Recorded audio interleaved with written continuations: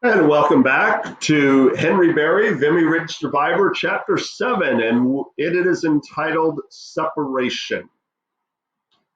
After a month of the same dull training, Henry was told by his sergeant to report to his platoon commander. Private Barrie? Yes, sir, Henry said as he saluted his commanding officer. You've been drafted to reinforce the 38th Battalion in France. Gather up your kit and head to the ship tomorrow morning for 600 hours. Yes, sir, Henry replied with a salute. Henry ran back to the quarters to find Jimmy and said, Load up, Jimmy. We are headed out tomorrow for France. Jimmy replied, What do you mean? How do you know we're going to France? Henry said, Our platoon officer just told me. I'm sure he's coming to tell you soon.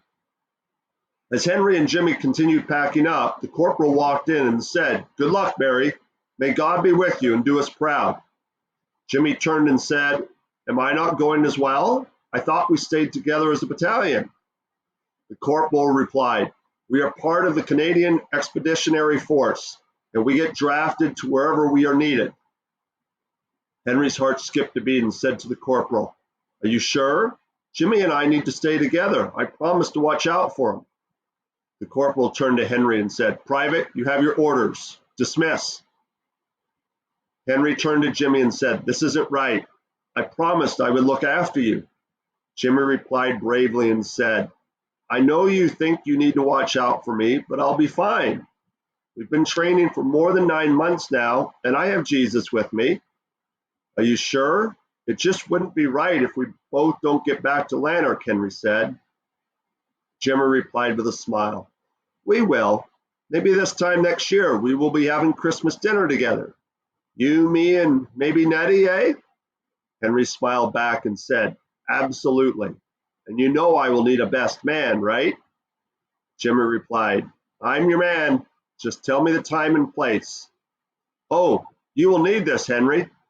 And with that, Jimmy handed him a letter diary. You know how bad your memory is. If we're going to swap stories, you need to be writing them down. That way we can compare things. As Henry boarded the ship the next day, he saw Jimmy standing in full salute on the hill, with the sun just starting to rise behind him, and prayed, Dear God, don't let this be our final farewell. Come home, Jimmy. Just come home.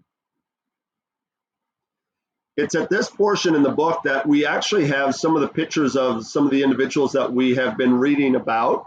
As you can see, the first picture that we have is actually the Rankin family. And going from left to right at the back, you have Susan in the back. Henry is right beside her.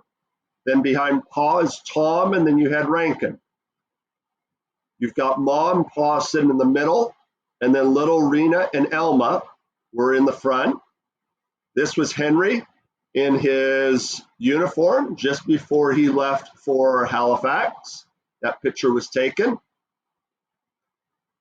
This is the 130th Battalion out of Lanark, and this is Henry over here and Jimmy beside him. And as you can see, Jimmy was kind of the smallest of the bunch. Some of the other gentlemen that were mentioned in here, Archie Sinclair, Roy McIntyre, those are the gentlemen over here as well. At this point, we're not sure who these last two individuals are. This was a drawing of Henry and Nettie's first house, which is going to come later in the book after Henry has returned. And these are all a little bit later. This is the house that they moved to in Drummond Township. This is Nettie on her wedding day. Henry, as we find out later, actually served in World War II as well. And this is him in his uniform getting ready to go during that time in 1945. And then finally, these are the four children of Henry and Nettie. Evelyn and Eva are in the back. Gordon is still living today, a very sprite 97-year-old man living in Smith Falls with a memory as sharp as a tack. And his younger brother, Ralph, who regrettably, the three of them all passed away between 10 and 20 years ago. And that concludes Chapter 7.